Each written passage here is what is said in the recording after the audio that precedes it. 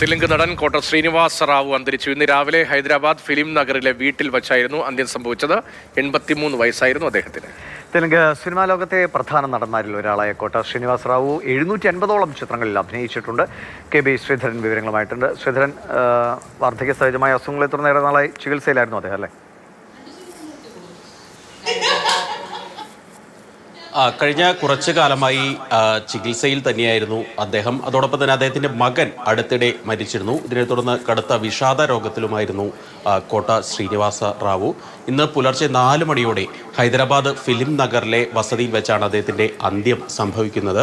ഏതായാലും തെന്നിന്ത്യൻ സിനിമാ ലോകത്ത്, ഒരുപക്ഷെ മലയാളം ഒഴികെ കന്നഡ, തമിഴ്, തെലുങ്ക് സിനിമാ ലോകത്ത് നിറഞ്ഞു നിന്ന വ്യക്തിത്വമായിരുന്നു, നടനായിരുന്നു കോട്ട ശ്രീനിവാസ റാവു. ഇപ്പോൾ മലയാളികൾക്ക് കുറച്ചുകൂടി അടുത്ത് അദ്ദേഹത്തെ അറിയുന്നത് സാമി എന്ന് പറയുന്ന സിനിമയിലെ വില്ലൻ കഥാപാത്രത്തിലൂടെയാണ്. അതിലെ പിച്ചൈ എന്ന് പറയുന്ന ആ വില്ലൻ കഥാപാത്രം വലിയ പ്രേക്ഷക ശ്രദ്ധ നേടിയിരുന്ന ഒരു കഥാപാത്രമായിരുന്നു.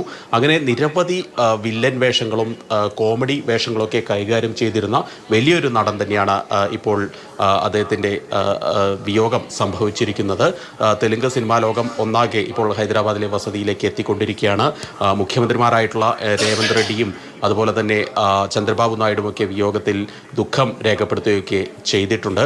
1999 മുതൽ 2004 വരെ വിജയവാഡ ഈസ്റ്റ് മണ്ഡലത്തിൽ നിന്നുള്ള MLA ആയും അദ്ദേഹം സേവനം ചെയ്തിട്ടുണ്ട്. BJP MLA ആയിരുന്നു അദ്ദേഹം. അങ്ങനെ ബഹുമുഖ പ്രതിഭ എന്നുള്ള രീതിയിൽ പല മേഖലയിൽ തന്നെ കയ്യൊപ്പ് പതിപ്പിച്ച ഒരു വ്യക്തിയാണ് ഇപ്പോൾ കടന്നു പോയിരിക്കുന്നത്.